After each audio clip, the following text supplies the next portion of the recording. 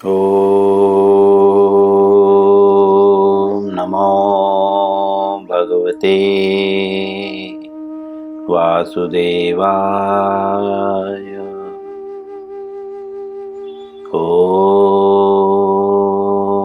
नमो भगवते वासुदेवाय।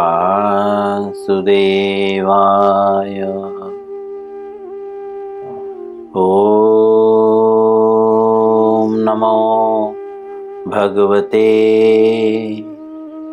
वासुदेवाय।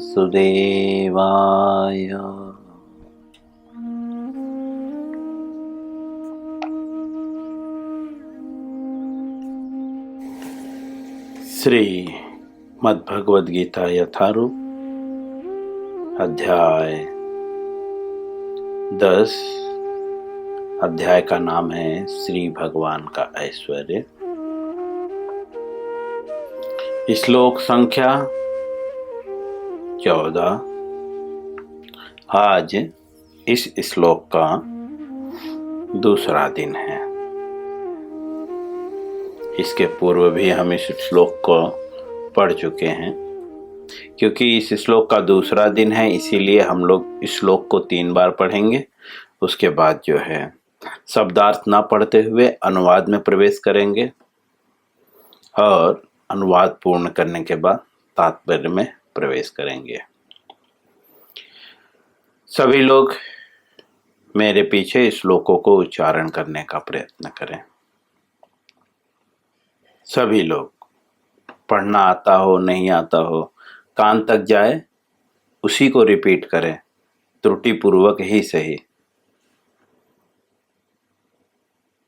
चलिए श्लोक पढ़ते हैं। 10वें अध्याय का 14वां श्लोक। सर्व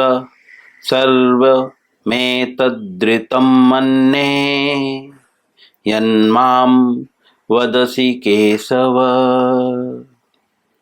नहि ते भगवन् व्यक्तिं विदुर्देवा न दानवाः। पुनः सर्वमेतद्रितं मन्ये यन्मां वदति से केशव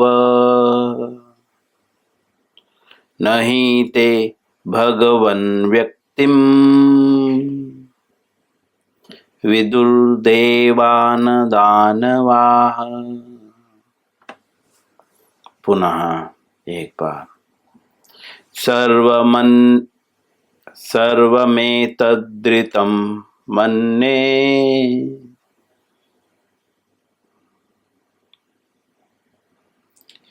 यन्मां वदसि केशव नहि ते भगवन् व्यक्तिं विदुर्देवान दानवाः। अनुवाद श्रील प्रभुपाद जी के द्वारा। हे कृष्ण, आपने मुझसे जो कुछ भी कहा है उसे मैं पूर्णतः सत्य मानता हूँ। हे प्रभु, न तो देवतागण न असुरगण ही आपके स्वरूप को समझ सकते हैं।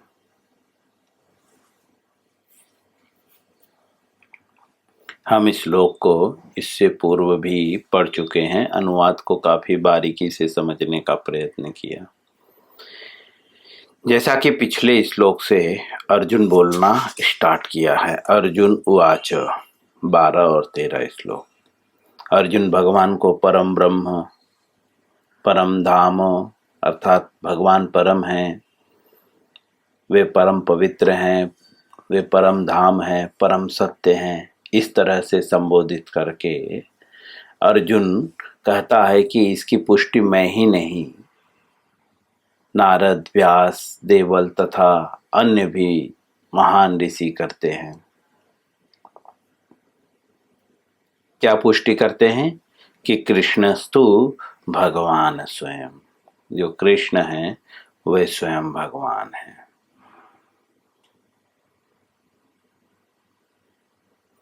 उसी को आगे कहते हुए अर्जुन, यह भी श्लोक अर्जुन ही कह रहा है। अर्जुन कह रहा है, आप जो कुछ भी मुझे कह रहे हैं मैं उसे पूर्ण रूप से सत्य मानता हूं। इस श्लोक में अर्जुन दो शब्दों का प्रयोग करता है, देवतागण और असुरगण। अर्जुन कहता है कि दोनों आपके स्वरूप को नहीं समझ सकते।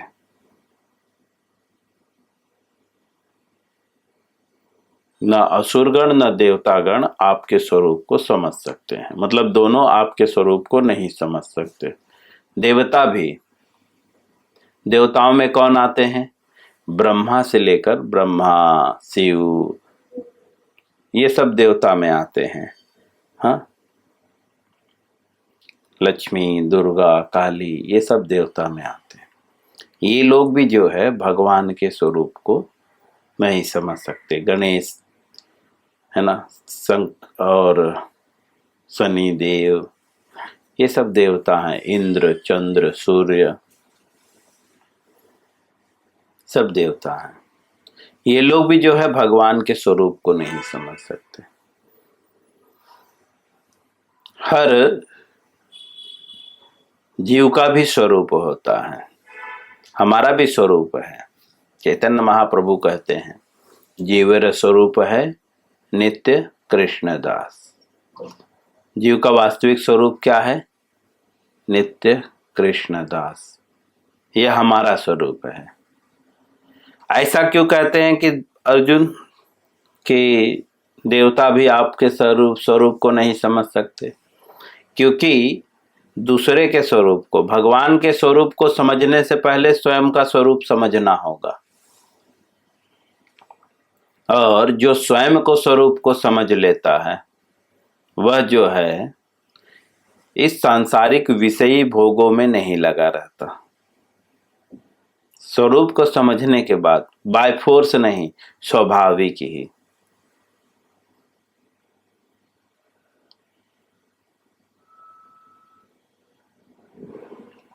जो अपने स्वयं के स्वरूप को नहीं समझा है, जिसे एक शब्द में बोलते हैं आत्म साक्षात्कार, सेल्फ रियलाइजेशन, जिसको खुद रियलाइज नहीं होता। जैसे जो दारू पीने वाला व्यक्ति, नशा पान करने वाला व्यक्ति, जब उसको खुद रियलाइज होता है, उसका खुद का किडनी खराब होता है, तब उसको समझ में आता है यस भाई दारू गलत है ना। इसको बोलते हैं सेल्फ रियलाइजेशन, खुद रियलाइज किया। तो प्रभुपाद जी एक शब्द में कहते हैं, जब तक व्यक्ति खुद रियलाइज नहीं करता क्या कि मेरा वास्तविक स्वरूप क्या है। लोग तो बता रहे हैं हाँ हूं तो हम कह रहे हैं, लेकिन हम उसको रियलाइज नहीं कर रहे हैं। इसलिए जो है देवतागण ऐसे ही हैं, विषय भोगों में लगे हुए हैं। तो वे लोग भी जो है भगवान के स्वरूप को नहीं समझ सकते, क्योंकि वे खुद के ही स्वरूप को नहीं जानते। क्योंकि जो स्वयं के स्वरूप को जान लिया है वो तीनों तापों के होने पर भी विचलित नहीं होता, वह मन की बातों को नहीं मानता। दूसरे शब्द में स्वरूप सिद्ध व्यक्ति के क्या लक्षण हैं? कोई बताएगा? स्वरूप सिद्ध व्यक्ति के क्या लक्षण हैं? श्लोक भी है।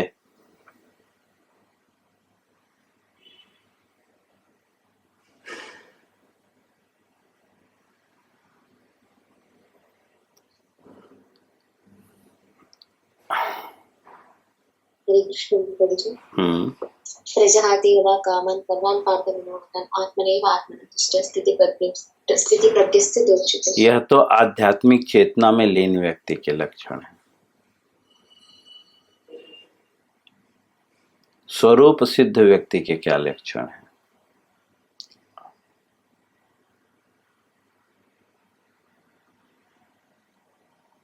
जो स्वरूप सिद्ध व्यक्ति है, उठते बैठते चलते खाते पीते सोते सिर्फ वह कृष्ण का चिंतन करता है। यह भी है चलिए हम आपको होमवर्क दे देते हैं। आप सभी लोग मुझे पर्सनल मैसेज करेंगे कि भगवत गीता में कहाँ पे स्वरूप सिद्ध व्यक्ति के लक्षण बताए गए हैं। चलिए हम भी देखते हैं कौन खोज के बताता है। ठीक है, चलिए आगे। यह पेंडिंग रहा। तो स्वरूप सिद्ध जो है, जो स्वयं के स्वरूप को जानता है, वह जो है विषय भोगों में नहीं लगता। अर्जुन जो है विषय भोगों में नहीं लग रहा था। क्यों? क्योंकि वह स्वयं को स्वरूप को जानता था। इसलिए अर्जुन इस बात को स्वीकार करता है। किस बात को? कि भगवान परम है, भगवान परम धाम है, भगवान ही सब कुछ है। अर्जुन क्यों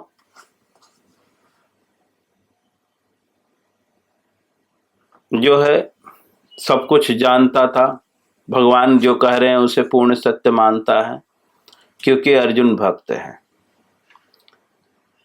भगवान बोलते हैं भगवत गीता में 4th चैप्टर में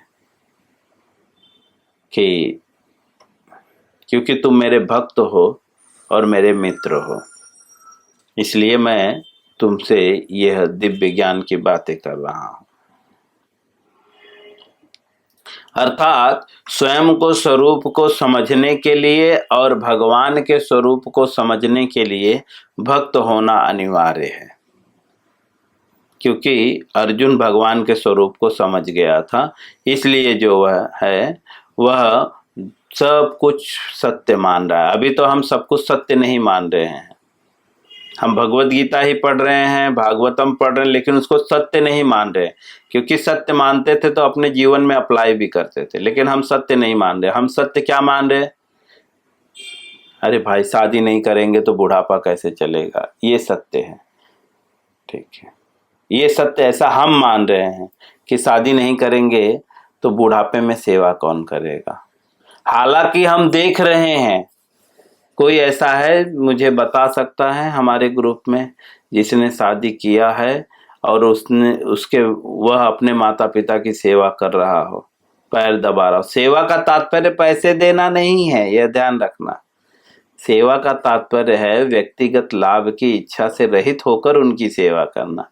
हम लोग लाभ की इच्छा से सेवा करते हैं कि अगर बुढ़िया का सेवा नहीं करेंगे तो बुढ़िया प्रॉपर्टी दूसरे के नाम दे देगी, जो सोना चांदी रखी है वो दूसरे को दे देगी। इस लालच में हम सेवा करते हैं। यह मैं स्वयं प्रमाण हूं इसका। ठीक है, मैंने भी देखा है, मैं भी इस समाज में ही पैदा हुआ हूं, आकाश से नहीं टपका हूं। तो स्वार्थवश करते हैं, उसे सेवा नहीं कहते। सेवा मतलब किसी लाभ की इच्छा से रहित होकर सेवा करना, कोई भी लाभ नहीं, बस मम्मी पापा खुश। दूसरा एक प्रमाण है कि हम स्वार्थवश सेवा करते हैं। अगर माँ ने कुछ बोल दिया और हमें नहीं जमा, इमिडिएटली हम उस बात को काट देते हैं। तुझे समझ में नहीं आता, तू पढ़ी लिखी नहीं है, मूर्ख है, बुढ़ी हो गई, तुझे दुनिया के विषय में नहीं पता। ऐसा हम अपने माँ बाप को बोलते जिन्होंने 60 साल जी लिया है कि तुझे दुनिया नहीं पता, क्योंकि हमारा सेंस ग्रेटिफिकेशन नहीं हुआ। और आज के समय में तो मोस्टली माता पिता के बच्चे तो अपने घर को छोड़ के देश विदेश, नहीं तो बम्बई के बच्चे देश विदेश जा रहे हैं, और जो है गांव के बच्चे जो है माँ बाप को छोड़कर बॉम्बे आ रहे हैं। और हम क्या बोलते हैं, शादी क्यों कर रहे हैं? माता पिता की सेवा के लिए। बट पत्नी कहाँ है? हमारे साथ है। और हम कहते क्या है सबको? माता पिता की सेवा के लिए शादी की है प्रभु। लेकिन हम उल्टा हमारी सेवा करा रहे हैं। पत्नी, हम शादी किस लिए की है? माता पिता की सेवा के लिए। करा क्या रहे हैं? अपनी सेवा, है ना। बहुत कड़वा सत्य है ये। बहुत ध्यानपूर्वक देखेंगे तो आपको स्वयं में समझ में आने लगेगा कि आप कितना माता पिता की सेवा कर रहे हैं। हालांकि किसी को कहने की जरूरत नहीं है, बस अपने कमियों को जानने की जरूरत है और उसे सुधारने की जरूरत है। तो अर्जुन पूर्ण सत्य को समझ गया था, क्योंकि अर्जुन भगवान का भक्त था और भगवान की भक्ति के लिए जो है, या भगवान के भक्तों में क्या लक्षण होते हैं, वो हमने अभी समझा। ऐश्वर्या ने जो बताया, प्रजहाति यदा कामान सर्वान पार्थ मनोगतान आत्मनेव आत्मन तुष्ट स्थिति प्रज्ञ से दोच्यते।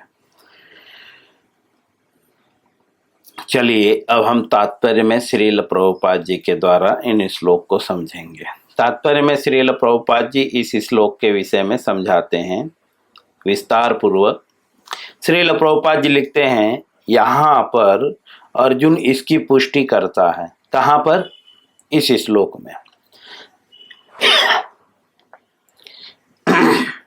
क्या पुष्टि करता है अर्जुन? कि श्रद्धाहीन तथा आसुरी प्रवृत्ति वाले लोग कृष्ण को नहीं समझ सकते। यहां पे अर्जुन पुष्टि कर रहा है कि जो श्रद्धाहीन है, मतलब जिसका भगवान के प्रति श्रद्धा नहीं। और कौन? आसुरी प्रवृत्ति, जिसकी प्रवृत्ति असुर जैसी है। असुर और देवताओं के प्रवृत्ति में क्या अंतर है? या असुर और भक्त की प्रवृत्ति में क्या अंतर है?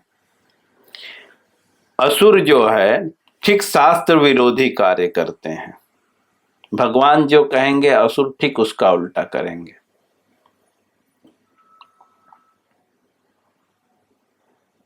और श्रद्धाहीन मतलब जिसका भगवान के प्रति श्रद्धा नहीं है। हाँ ठीक है, भगवान है, बस इतना है, श्रद्धा नहीं है। जैसा हमारे बच्चों के प्रति श्रद्धा है, माता पिता के प्रति श्रद्धा है, पैसे के प्रति श्रद्धा है, वैसे ही जो है श्रद्धाहीन व्यक्ति। किस चीज में श्रद्धाहीन व्यक्ति? शास्त्रों के प्रति। तो ऐसे नेचर वाले, प्रकृति का मतलब नेचर वाले लोग कृष्ण को नहीं समझ सकते। जो आसुरी नेचर जैसा कि मैंने बताया, जैसा शास्त्रों में कहा गया है ठीक इसको विरुद्ध कार्य करेंगे। जहां पे फायदा है वहां पे दौड़ पड़ेंगे, और जहां पे नुकसान है वहां से भाग पड़ेंगे।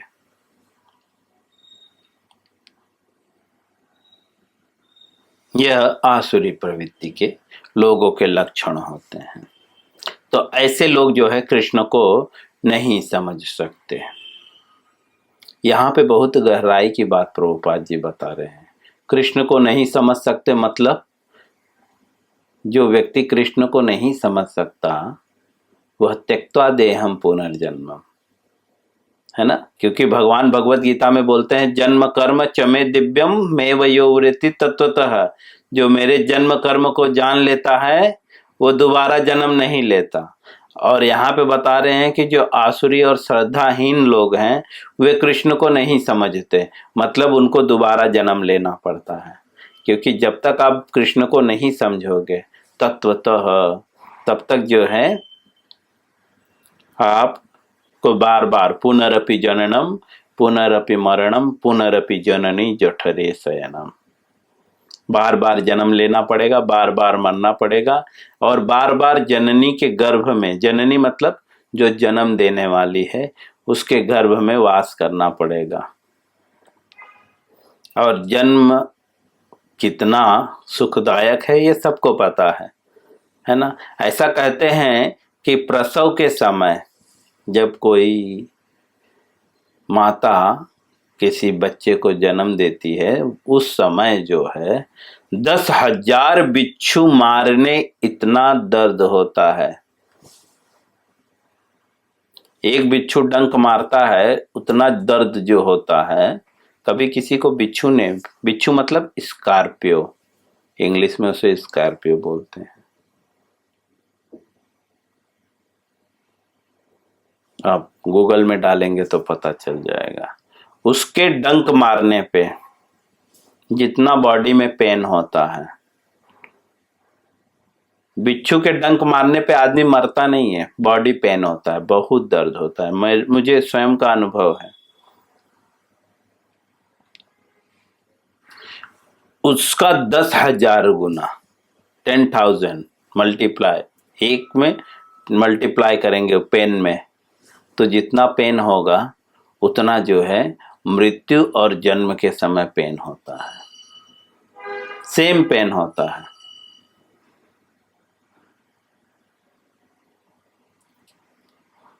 बट आदमी तब तक नहीं मर सकता जब तक भगवान नहीं चाहेंगे।